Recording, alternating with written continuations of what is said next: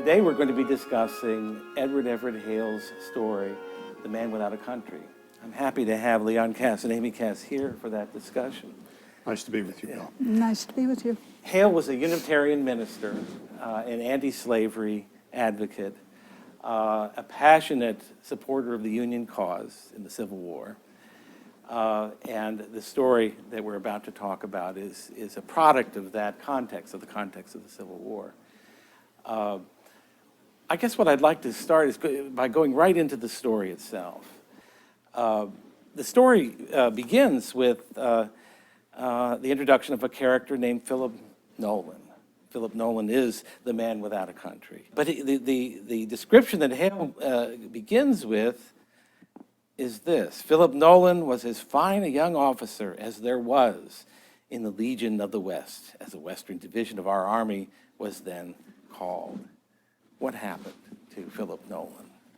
Actually, as you said his name, it just occurred to me that Philip Nolan is very well named. He has no land. He is the man without a country. So this fine young officer from the Legion of the West is ambitious, dashing, bright, and very, very eager. Aaron Burr, at one point, makes an expedition. I guess it's just after he left the vice presidency in about 1805. This is one of the historical facts that is drawn on in an otherwise unhistorical story. Aaron Burr makes an expedition down the Mississippi and comes to the fort where Philip Nolan is and meets him. Philip Nolan basically falls in love with the man and starts writing to him after he leaves.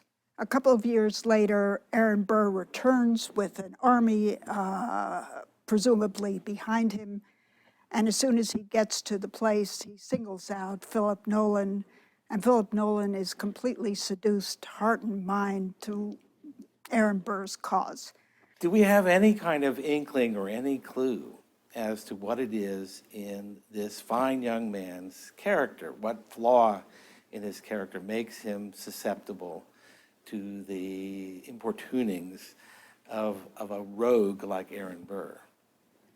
Well, first of all, you'd want to notice that Aaron Burr probably represents to Philip Nolan everything that Philip Nolan wants to be.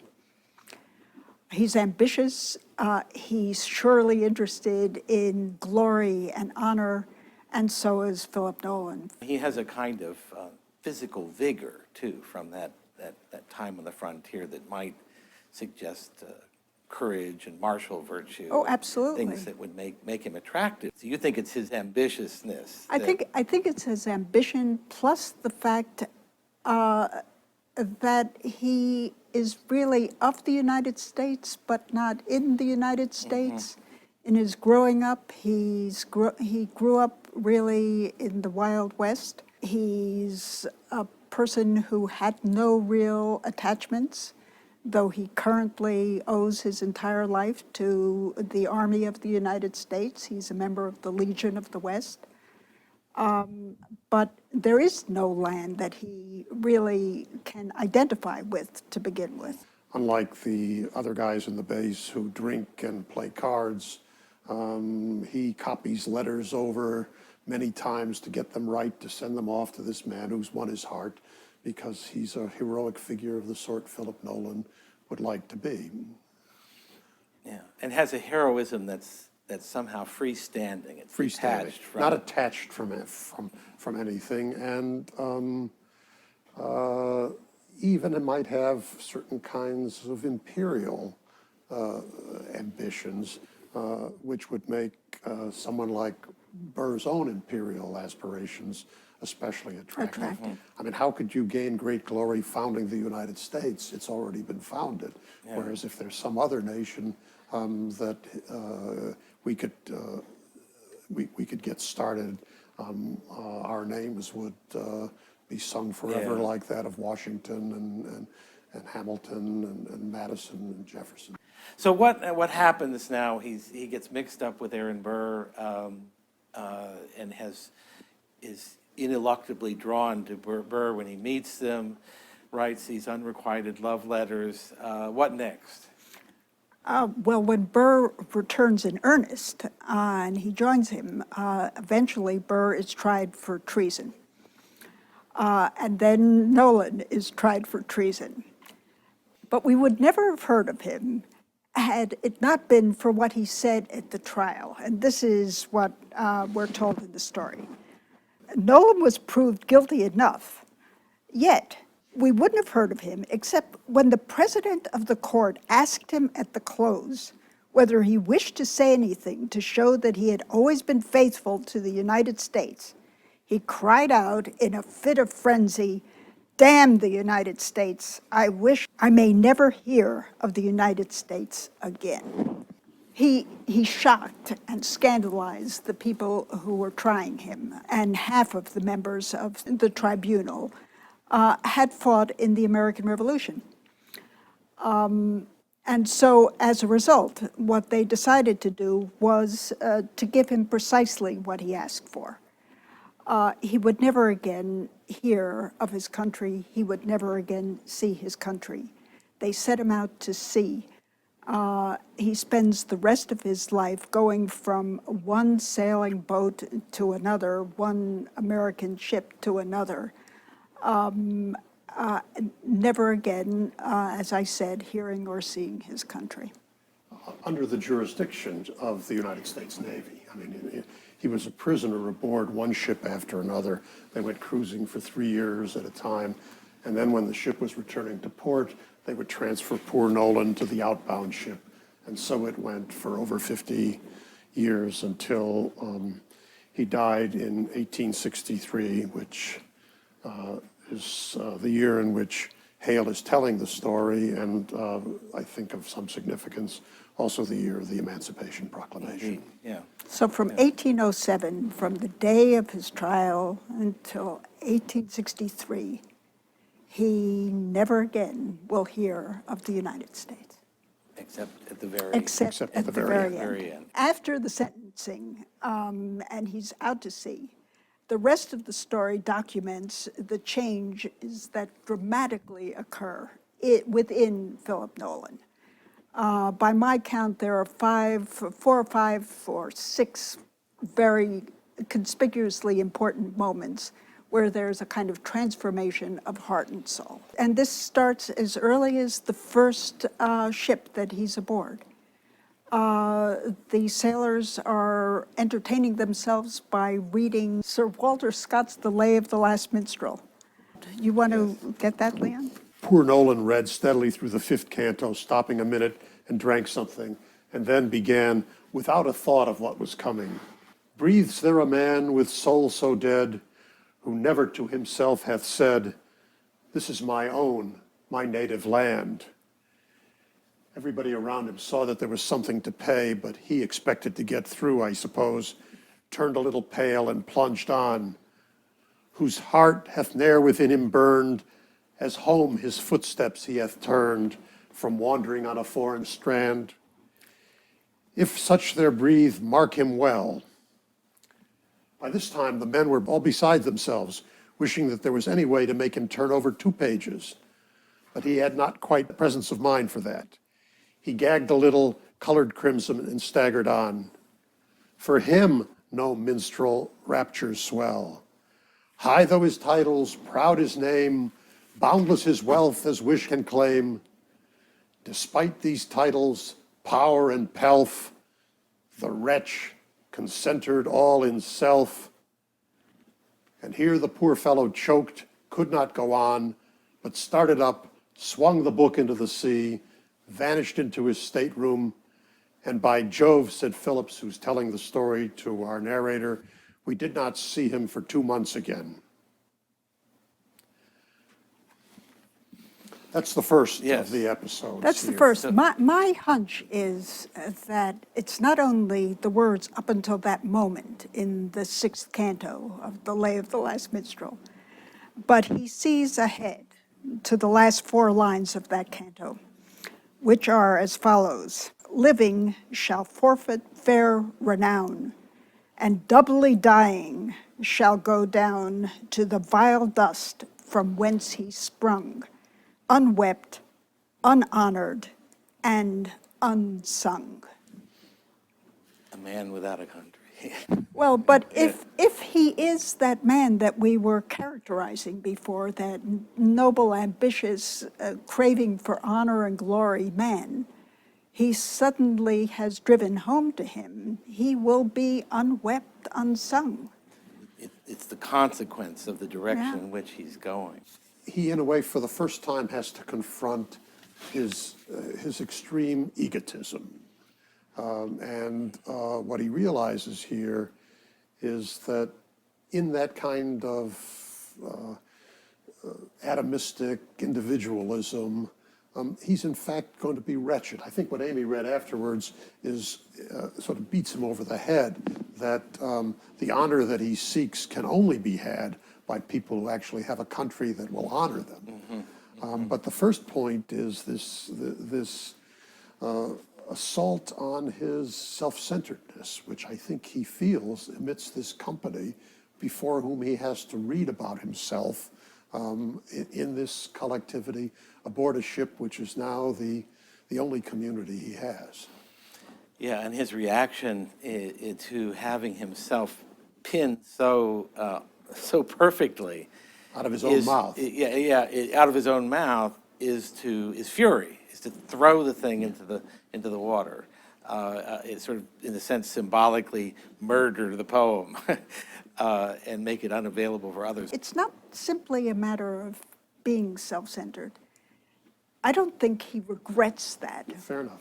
What he regrets is that he is somebody and he's going to become nobody.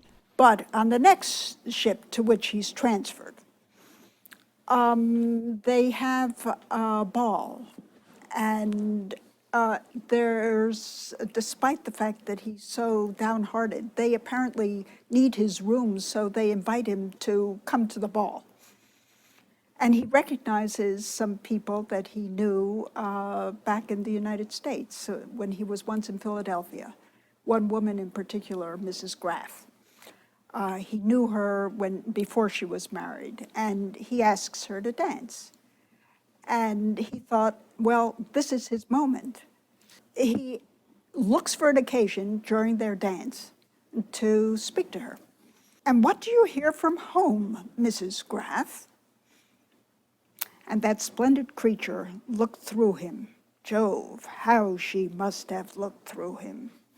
Home? Mr. Nolan, I thought you were the man who never wanted to hear of home again.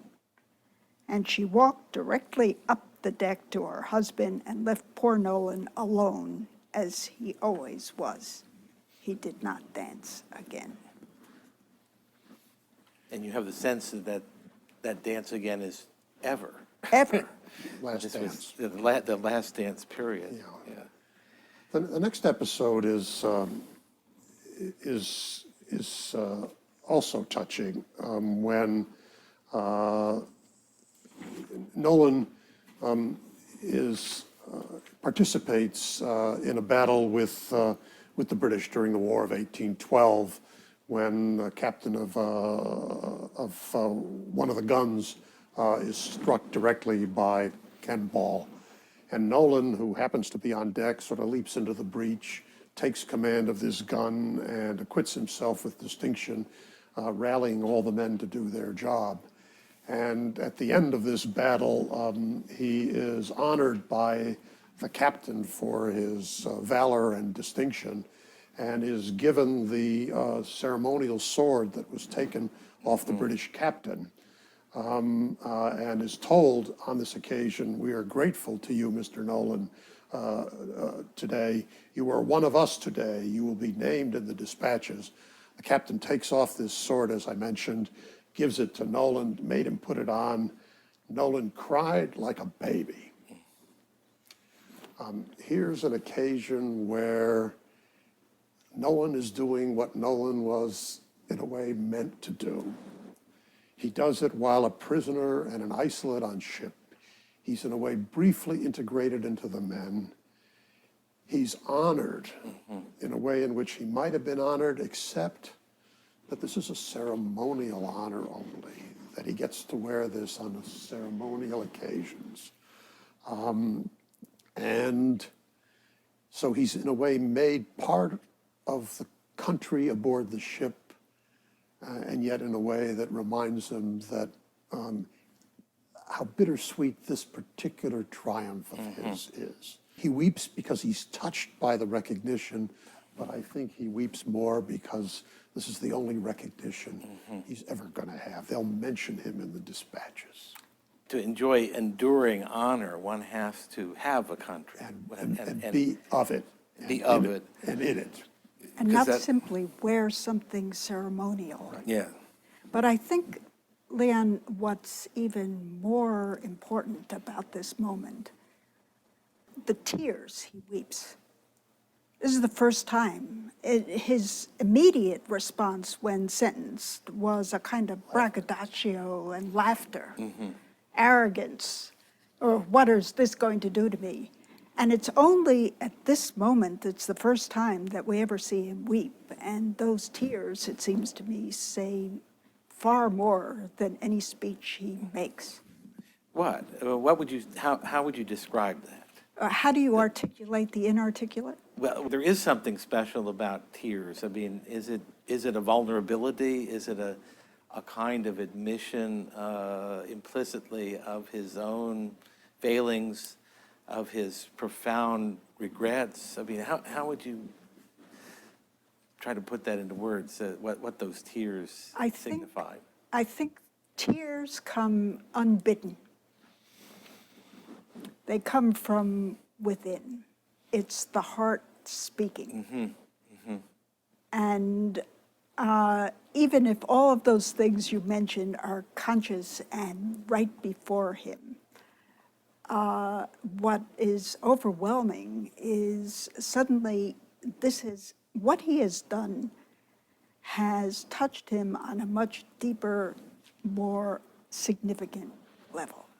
Here's the first sign that there might be real regret. And it comes at a moment where he gets a poor substitute for the kind of honor, for the kind of brave deed for which one could have gotten real honor if he'd stayed a member of the United States Army. And I think Amy's right. I mean, one can't give an explanation of it. One can sort of imagine oneself in his soul and feel something just welling up inside of him in this tremendous sense of, I gave my life away. And I love the notion of tears coming unbidden, that this is a loss of control, that the heart will have its way, finally. What's the next step in the... The next step is what I would regard arguably as the most important. And that's the one that takes place on the ship where they have herded these people to become slaves. The slave schooner. The ship that he's on encounters Right. this other ship, which this is after we have signed the treaty against the further importation and trading of slaves. So the American naval vessel comes upon this ship. I don't know whose flag it's sailing, perhaps Portuguese, I don't know. But they're ferrying African slaves, and we don't know where. And the American ship arrests them, boards it, tries to tell the slaves that they're free, but nobody understands a word. And the captain calls out for, does anybody here know Portuguese? And it turns out Nolan, of course, is the only person aboard the naval vessel who knows Portuguese. So they put him in a little boat, and he goes down to the slave ship, and he translates. And he's the one who actually is able to tell the Africans in a language that they understand that they are now free. And then, delighted as they are, they now put in another request that the captain should take them home. Take us home. Take us to our country. Take us to our own house. Take us to our own pickaninnies and our own women. And then one says he has a father and a mother who will die if they don't see them. The other ones say he left his people sick and went for medicine and was sort of picked up, et cetera, et cetera. And another one, hasn't heard, people at home haven't heard from him for 6 months while he's been locked up. And it says that Nolan choked out those last words. Right. Yeah, and So clearly- everybody palpably feels and sees his agony. The captain decides that he's going to take them home. Tell them, yes, yes, yes, tell them they shall go to the mountains of the moon if they will. If I sail the schooner through the great white desert, they shall go home. That's the captain. After some fashion, Nolan said so. And then they all fell to kissing him again and wanted to rub his nose with theirs. And he can't take it. He asks to leave, and he leaves abruptly with this young Fred Ingham. And this is the speech, I think, that reveals really what he comes to long for and what the real transformation of soul then is. Youngster, let that show you what it is to be without a family, without a home, and without a country. And if you are ever tempted to say a word or to do a thing that shall put a bar between you and your family, your home, and your country, pray God in his mercy to take you that instant home to his own heaven. Stick by your family, boy. Forget you have a self while you do everything for them. Think of your home, boy. Write and send and talk about it. Let it be nearer and nearer to your thought the farther you have to travel from it, and rush back to it when you are free, as that poor black slave is doing now. And for your country, boy, and the words rattled in his throat, and for that flag, as he pointed to the ship, never dream a dream but of serving her as she bids you, though the service carry you through 1,000 hells. No matter what happens to you, no more matter who flatters you or who abuses you, never look at another flag, never let a night pass but you pray God to bless that flag. Remember, boy, that behind all these men you have to do with, behind officers and government and people even, there is the country herself, your country, and that you belong to her as you belong to your own mother. Stand by her, boy, as you would stand by your mother if those devils there had got a hold of her today. And then he concludes, oh, if anybody had said so to me when I was of your age. Yes. I mean, one of the things I'm struck by is how it conflates, brings together so many things. I mean, you begin with the liberation of the slaves, of that very elemental for us as Americans notion of freedom. Freedom as opposed to bondage, personhood as opposed to being chattel property. But then you go to other considerations that arise when the slaves say, we don't just want to be free, we want to go home. And home means family, home means place, home means kinship, home means all of these other things, including the flag, including the symbols of nationhood, but all the way down to mother. One wonders whether or not this expresses some kind of deep human need to belong to all of those things. And a Frenchman in his circumstance could make the same kind of speech, and a German or an Italian the same. Or is there something different about Philip Nolan's longings from the desire of the freed African slaves who want literally to go home to their kin? All of those speeches are about children, wives, parents, people that are missing. There's no talk about the flag there. That's, I think, neither here nor there. Nolan does speak about the flag. But the question is whether these are universal human longings or whether Nolan has acquired at this stage something of a beginning feel of a longing for America as a place that might give rise to additional longings, whether it's more than just the love of your own, more than the love of what is natively yours. Is there something in the speech itself which makes you say that the longings that he has at this moment are really different from the longings of those free, now freed black men? Well, I would say I'm grasping at subtle things, and I'm not sure that it's there, at least at this stage. We don't know more. We haven't yet visited him in his stateroom on his deathbed. Yeah, we've got one more episode. Where we see most deeply into how he has lived his life. But somewhat anachronistically, Nolan has been, by virtue of knowing more than English, which is to say, being a man of the world and knowing Portuguese, is able to play Abraham Lincoln to these slaves in the year of the told in the year of the Emancipation Proclamation, not enacted in the year of the Emancipation Proclamation. Here is Nolan, as far as the slaves are concerned, the universally speaking representative of the United States, giving them their freedom. And he does this partly because he knows Portuguese, but partly because he's aboard a ship bearing the flag of the United States, which, at least at this stage in our checkered history, has made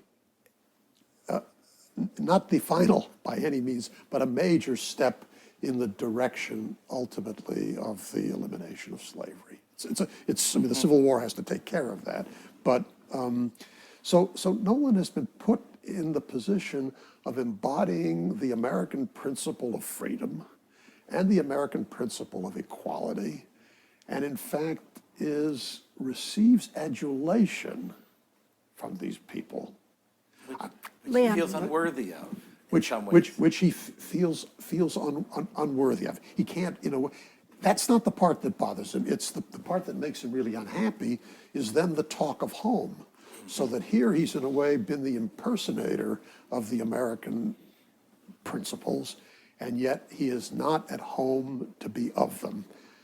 So that when he then says behind the country and behind the officers there is the flag, there might be some kind of sense that this country that you, Ingham, also belong to, never turn your back on this country and never besmirch this flag. So I'd like to say that there's some hint of that in here. And it at least raises the larger question, which we can talk about. Amy, I think, wants in on this, but whether there isn't something special about American love of country that goes beyond loving it just because it's yours? Or what's the relation between loving it because it's yours and loving it because of what's good about it? I completely agree. This is a kind of Lincoln-esque moment. So he is, in fact, doing what Lincoln did. But is there something in the speech that he makes that makes you think, we're conscious of that. Right. We can bring the Americanism to it. But do you think simply because he says, and of the flag, that he is suddenly conscious, or does it take, you're having to go into his stateroom and look at the shrine that he's erected to confirm that? I'm persuaded that there's something to this sort of Lincolnian moment, as you've both described it, of him, even though in some ways he's a fraud in doing so, because he is the one person aboard his ship that cannot represent the United States. Exactly. But I think there's a real conflation of the love of your own and the love of what's good, or the love of what's American in this case. And I think in that speech, which he says with trembling, and great emotion. I think what's really driven home to him is the depth of his crime. And it's conflated for him because we see it on his deathbed. As he is dying, what is he clutching in his hand? He's clutching his father's badge of the Order of Cincinnati. That's a badge that is only given to people who fought in the American Revolution. So he, in his treason with respect to his country, is, in his case, also tantamount to patricide. Yeah, it's a treason against his family. It's a treason against his family, his flag, his country. We're told in this this ultimate scene that, as you've said, Nolan has made his stateroom into a kind of private shrine to the United States, and we see a great mixing, really for the first time, of secular and religious imagery. We have the Bible, we have readings from orders of prayer, Presbyterian and Episcopal. So it really is a kind of entrance into the civil religion in a profound way. One of the things that you learn, I think, very, very vividly is when he said he doesn't want to hear of the United States again. I guess the counter to that is speaking of the United States again. Yeah. And what we learn is how he has been yearning all these years to speak about the United States. In effect, he's been talking to himself. He's been talking to himself, exactly. Yeah. Why does it turn out to be the case that having the United States never being spoken of in his presence turns out to be such a searing punishment for him? When you speak, you call something into being. You give it a kind of shape and meaning that it otherwise has only inside your own head. Speech is something that you use to communicate with other people, so that the thing that is spoken about then has a kind of definition, has a kind of shape, has a kind of meaning that it doesn't necessarily have when it's simply in your imagination or inside your thought. If we were doing this in Greek, we would be able to say that, Winged words. well, I was going to take the notion of logos, which is, on the one hand, and this is true of speech in general, on the one hand, speech, speaking, communication. On the other hand, the Greek word for speech, logos, also means reason, and that means articulation, definition, attempt to capture the way things are. When you speak about things, you are on the one hand communicating and creating a community amongst fellow speakers, as we are modeling, I hope, here. On the other hand, there is also the content of the things spoken of, about which we are trying to gain understanding, to give reality to get clarity about. But so much of the way we understand who we are in the world in which we live comes through the efforts to articulate it in language. And so much of who we are is also built up in terms of the memories of who we have been and who the people we love have been and the world we live in. The now is fleeting, but who we are is built up over ages, decades, and in our case, several hundred years. And speech is the vehicle of memory. Speech and song and story. All of that is lost to a person who cannot speak of home. The punishment, even if he were in the midst of everybody else, would be to make him homeless. when you speak, and Homer calls words winged words, it suggests that it prompts you to ask, well, what does that mean to say that words have wings?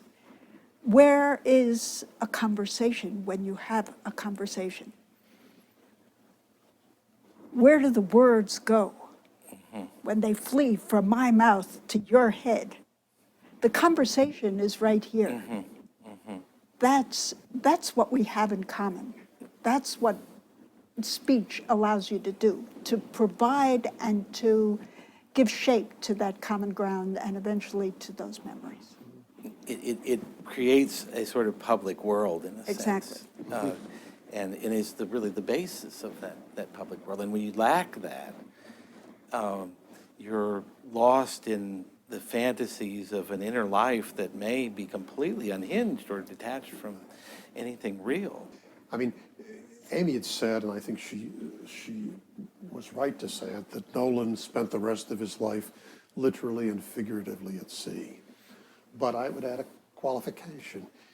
He actually spent his life not on the ocean as such, but in a little microcosm of the United States.